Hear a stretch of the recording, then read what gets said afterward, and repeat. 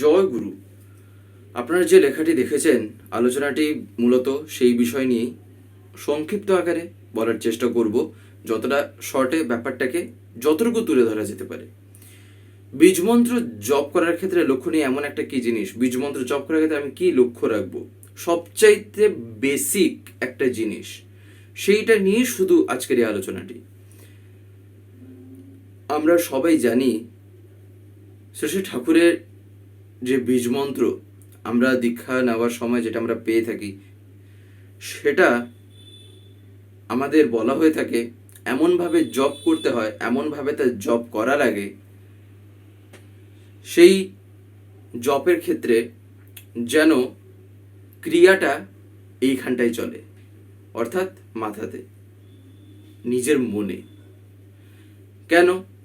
তার কারণ আমরা দেখবেন বীজমন্ত্র সম্বন্ধে আমরা যদি একটু ঘেটে ঘুটে যদি পড়ার চেষ্টা করে থাকি, কিংবা যদি একটু জানার আগ্রহ থাকে, তাহলে দেখবেন এই বীজমন্ত্রেরও বিভিন্ন এক একটা বলতে পারেন লেয়ার হয়, কিছুটা ওই রকম ধরনের।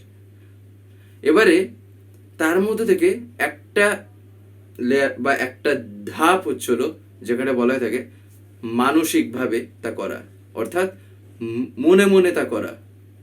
এবারে সেই ক্ষেত্রে সেটা এতটাই এফেক্টিভ হয়ে ওঠে যে তা আমাদের মনে একবার ধরে নিলে আর কিন্তু ছাড়ে না। ওই গাড়িতে বলতে পারেন একবার স্টার্ট দেওয়ার মতন, বাইকে একবার কিক দিলেই, একবার ইঞ্জিনটা যদি স্টার্ট হয়ে গেছে, তাহলে অ্যাক্সিলারেট শুধু হতে হতে এগোতেই থাকে, তাই না? আমি যতক্ষণ থাকে এবারে যতটুকু এগিয়ে নিয়ে যাওয়ার চেষ্টা করবো, কিন্তু সেই ফার্স্টে ওই কিকটা চাই। ওই কিকটাই হচ্ছিল আমাদের কিক করতে হয় না, আমাদের বীজমন্ত্রটা জপ করা লাগে এমনভাবে যেখানে আমাদের লিপসিং না হয়, অর্থাৎ আমাদের ঠোঁটটা যাতে না নড়ে। ঠোঁট আর জিভ কিংবা বলতে পারেন দাঁত, আমি যাই এবারে তা বলি না কেন, লক্ষ্য রাখতে হয়। প্রথম প্রথম ভুল হতেই পারে, সেটা নিয়ে ঘাবড়ে যাওয়ার কোনো মানে নেই। প্রথম প্রথম হয়তো দেখা যাবে একটু মুখ ফসকে বেরিয়ে গেল, সেক্ষেত্রে কি করবেন? সেক্ষেত্রে কিছু আর করার আছে? টার্গেটটা থাকবে যেটা যেমনভাবে করতে বলা আছে সেরকমভাবে করার। করতে গিয়ে হাজারবার হয়তো আমি কাদায় আমার পাটা পিছলে হয়তো আমি পড়ে যেতে পারি, তার মানে এই না যে আমি আর সেখান থেকে উঠে দাঁড়াবো না, তা কি? তা তো নয়। তাই আমি যে বীজমন্ত্র যে জপ করছি, করতে করতে একটু হয়তো এইসব ভুল হয়ে থাকতেই পারে, যেখানে আমার হয়তো খেয়াল নেই।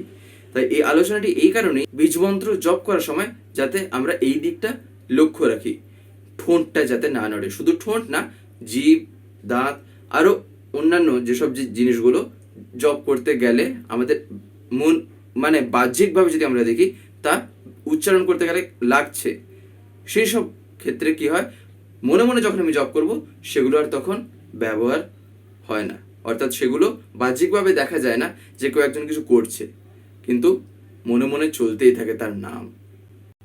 এই আলোচনাটি এই কারণেই বানানো, তার কারণ এটা অনেকেই জানতে চান যে বীজমন্ত্র জপ করার ক্ষেত্রে আমাদের সবচেয়ে বেশি লক্ষণীয়টা কি, তাই না?